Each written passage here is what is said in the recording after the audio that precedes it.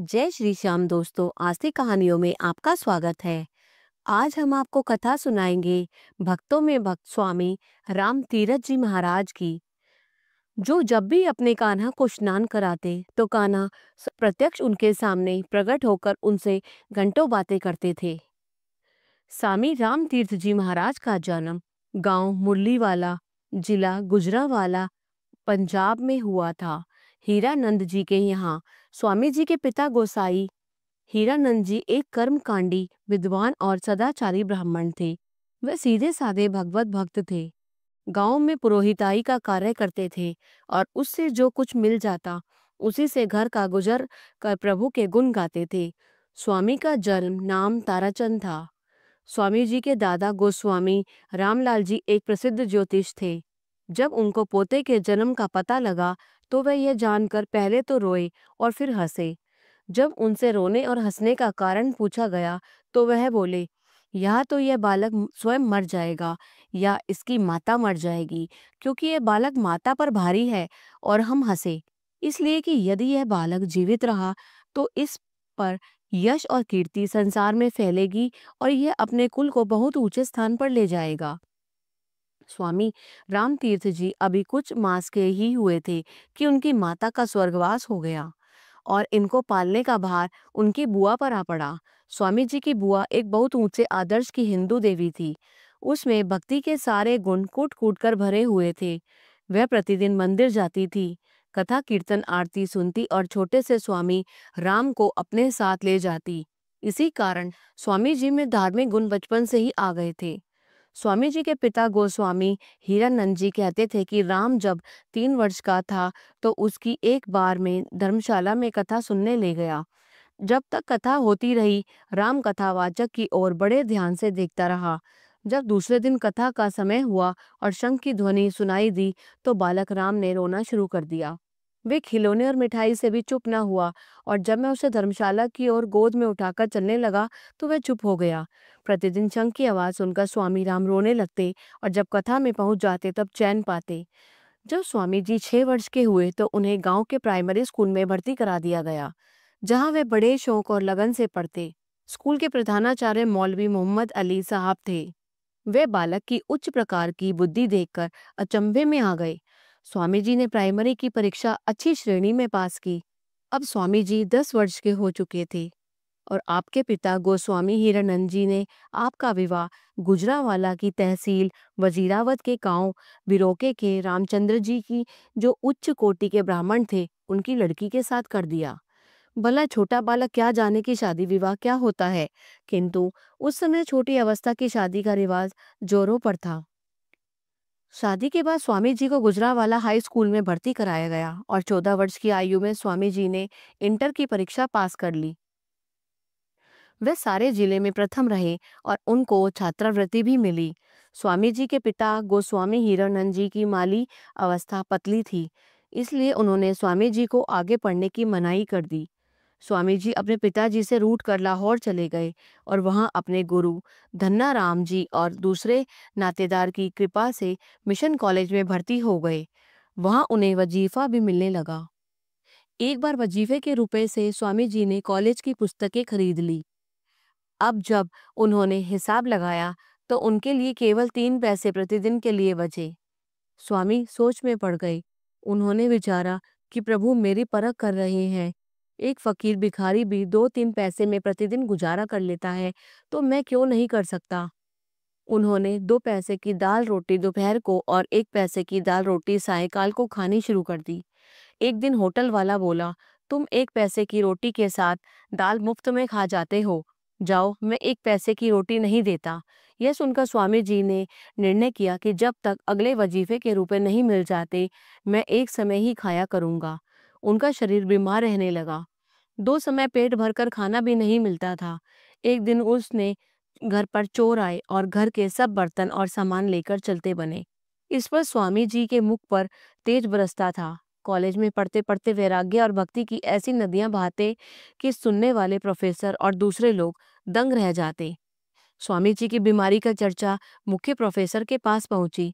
उन्होंने स्वामी को बोर्डिंग में स्थान दे दिया और 5 जुलाई को एक पत्र में जो उन्होंने लाहौर से अपने गुरु धन्नामल जी को लिखा, उसमें उन्होंने अपनी गरीबी का चित्र खींचा।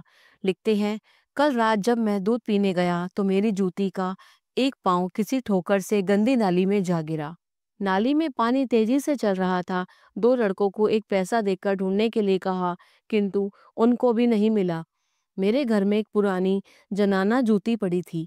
दूसरे दिन अपनी जूती का एक पाँव और जनानी जूती का दूसरा पाँव पहनकर कॉलेज गया। मेरी जूती पुरानी हो चुकी थी। आज 9:15 आने में एक नया जोड़ा जूतों का खरीद लिया। बीए की परीक्षा के लिए स्वामी जी के पास रुपए नहीं थे। हिसाब के प्रोफेसर गलब्रसन ने कॉलेज में आपके हाथ में एक कागज की पुड़िया दे दी। घर आकर स्वामी जी ने उसे खोला तो उसमें दाखिले के लिए 30 रुपए मिले। स्वामी जी बीए में पंजाब भर में प्रथम आए। आपको 60 रुपए प्रति मास वजीफा और 50 रुपए नगद पारितोषिक मिला।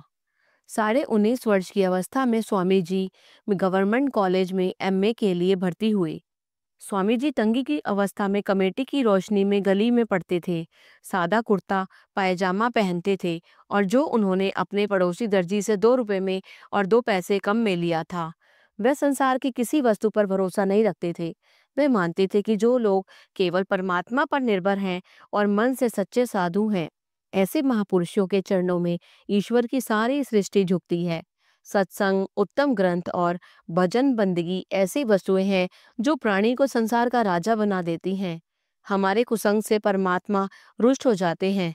एकांत ध्यान लगाने और थोड़ा खाने से परमात्मा हमारा संग और साथ देते हैं। खोजा तो बहुत बाहर भीतर, तुम आए अभी तक हाथ नहीं। न ना चरण छुए मस्तक से कभी, चरणों से छुआ ये माथ नहीं। क्या जीवन उस सुहागिन का जिसका सुहाग ही साथ नहीं। होकर सनात भी हूँ अनाथ, जिसके संग जीवन नाथ नहीं। स्वामी जी का कार्य करने में कुशल थे, कभी भी थकते नहीं थे। एमए की पढ़ाई पढ़ते भी थे और एक अंग्रेज लड़के की ट्यूशन भी करते थे। मिशन कॉलेज में हिसाब के प्रोफेसर और कॉलेज की परीक्षाओं के पर्चे देखते थे। आपने एमए की परीक्षा अच्छे नंबरों से पास कर ली। आपको मिशन कॉलेज में प्रोफेसर की नौकरी प्रति मास पर मिल गई। आप केवल 2 रुपए अपने पास रखते और शेष सारे रुपए गरीबों में बांट देते थे। उन्हीं दिनों स्वामी जी का प्रेम श्री कृष्ण चंद्र जी के साथ इतना हो गया कि उसका लिखना कठिन हो गया। आप प्रतिदिन गीता का पाठ किया करते थे। उन्हें दिन रात प्यारे कृष्ण की याद के सिवाय कुछ भी सूझता ही न था। हर समय मन में यही इच्छा रहती थी कि प्रभु श्याम सुंदर के दर्शन कब होंगे। जहाँ भी कभी वंशी की ध्वनि सुनते बेहोशी में चले जाते। एक बार दरियाए रावी के दूर एक वन में घूम रहे थे कि आकाश में काले काले बादल छा गए। आप काले बादलों को देखकर कहने लगे, ए कृष्ण, ए घनश्याम, ये श्याम रंग का बादल आपके रंग का है, यह मुझे व्याकुल कर रहा है। प्यारे, इतना क्यों तरसाते हो, बताओ तो सही, कौन सी कुंज में छुपे हो? क्या आपके दर्शन नहीं होंगे? आपके लिए मैंने संसार को ठुकरा दिया। अब भी यदि दर्शन न दोगे तो मैं अपने इस शरीर का समाप्त कर दूंगा। ए कृष्ण, हे कृष्ण, कहते कहते बेहोश होकर पृथ्वी पर गिर पड़े। कुछ दिनों बाद स्वामी जी लाहौर में ही नंद गोपाल के मंदिर में कथा सुन रहे थे और थोड़े मिनटों बाद आप जोर जोर से रोने लगे। पंडित जी ने दिलासा भी दिया और रोने से मना भी किया, पर कुछ न कुछ पंडित जी को कथा बंद करनी पड़ी। कथा सुनने के बाद स्वामी जी यही कहने लगे कि ए कृष्ण, मुझ पर कृपा करो, मुझे दर्शन दो। क्या मैं किष्किंधा के वानरों से भी गया गुजरा हूँ? क्या मैं बिलनी से भी गया गुजरा हूँ? यदि आप न मिले तो अग्नि में जाए या पढ़ाई और ज्ञान, मेरी बढ़ाई और इज्जत भाड़ में जाए या शरीर भी।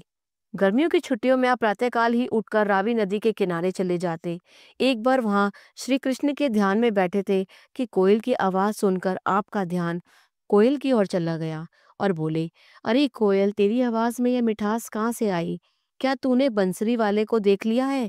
क्या ये आवाज उनसे उधार मांगकर लाई है? तूने तो प्यारे शाम को भी देख लिया होगा। सच बता, वे हमें कैसे और कब मिलेंगे? अरे आँखों, यदि तुम श्याम को नहीं देख सकती तो अभी ही फूट जाओ। दूसरे दिन वहीं पहुंचे और बोले, हे भगवान, एक दिन और व्यतीत हो गया और तुम्हारे दर्शन नहीं मिले। इस जन्म में तो कोई पाप नहीं किया, फिर मुझे दर्शन क्यों नहीं हो रहे? यह कहते बेहोशी में चले गए। आंखों से आंसू नदी के प्रकार बहने लगे। जब जरा आंखें खुली तो एक काला नाग आपके सामने आकर खड़ा हो गया। आप उसको देखते ही कृष्ण कृष्ण कहकर उसकी ओर चले और बोले, महाराज, आपने इस रूप में दर्शन दिए। जब होश में आए तो फिर कहने लगे, नाथ, आप मिले तो सही, पर मैं तो आपकी श्याम सुंदर मूर्ति के दर्शन करना चाहता हूँ। उसी समय आपके एक पुराने मित्र आ गए और बोले, गोसाई जी, धन्य है वह माता जिसने आप जैसा पुत्र उत्पन्न किया। स्वामी जी होश में आकर चिल्लाने लगे, अरे, वे मेरा प्यारा कहाँ गया? अभी तो मेरे सामने खड़ा था।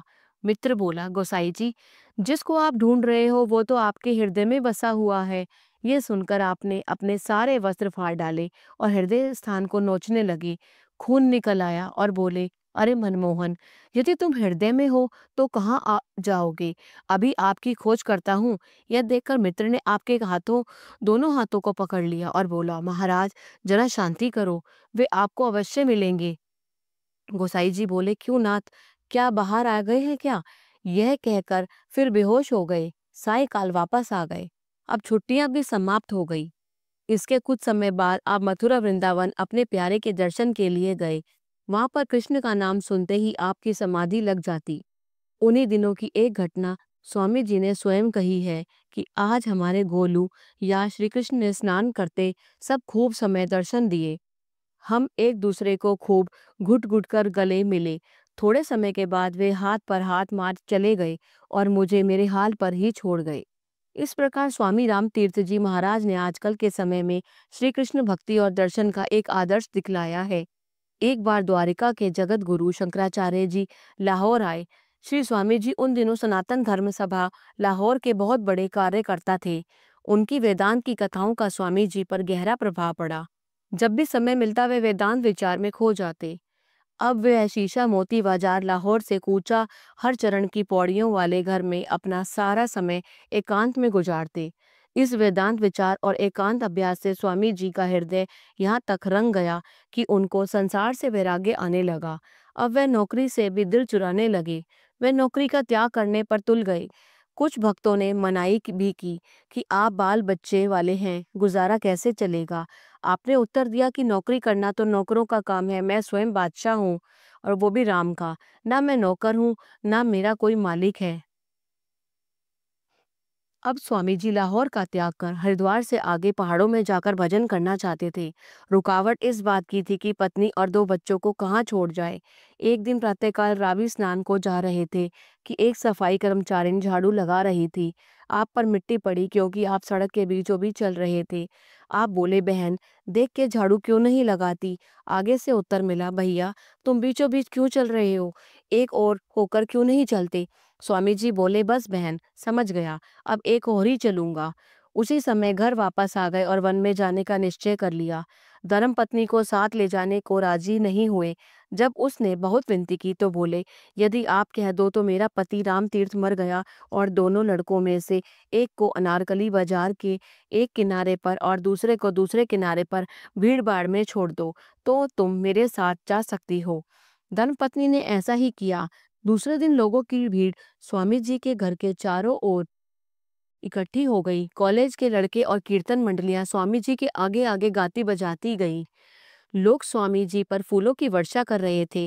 प्लेटफार्म पर लाखों की भीड़ ऐसी दिख रही थी कि जैसे मनुष्यों के सिर का समुद्र ठाठे मार रहा हो। लाहौरों से स्वामी जी हरिद्वार पहुंचे और धर्मपत्नी को कहा कि रुपए, सोना, चांदी सब गंगा में फेंक दो। उसने आज्ञा का पालन किया। अब स्वामी जी एकांत में उपासना करने लगे। एक रात किसी को बताया कि बिना चुपचाप उत्तरकाशी की ओर चल दिए। स्वामी जी को न देखकर उनकी धर्मपत्नी बीमार हो गई। स्वामी जी वापस आ गए पर धर्मपत्नी बीमार ही चलती रही।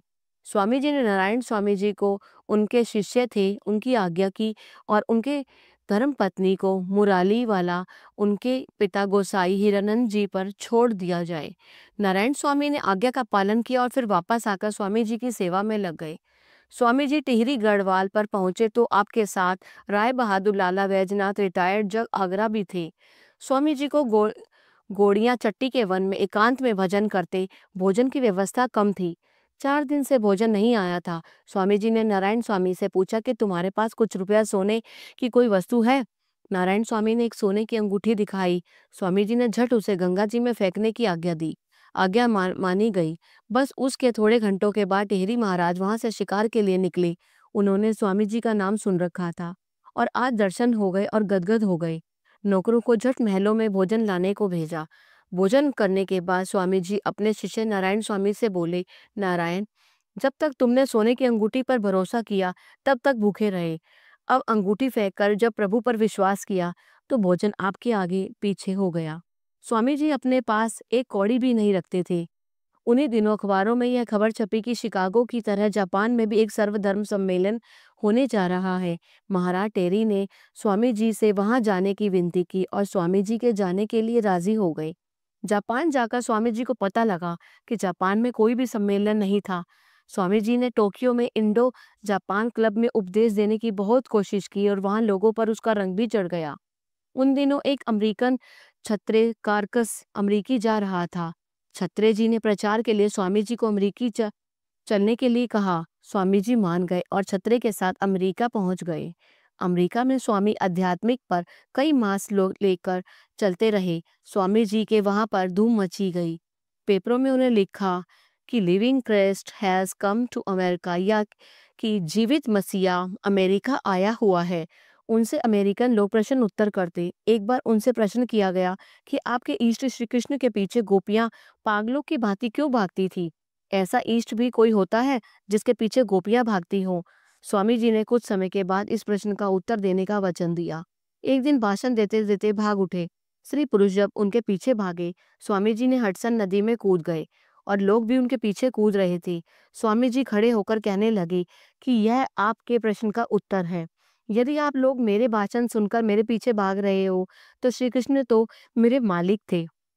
उनके पीछे यदि गोपियां भागती थी तो इसमें कोई आपत्ति नहीं है।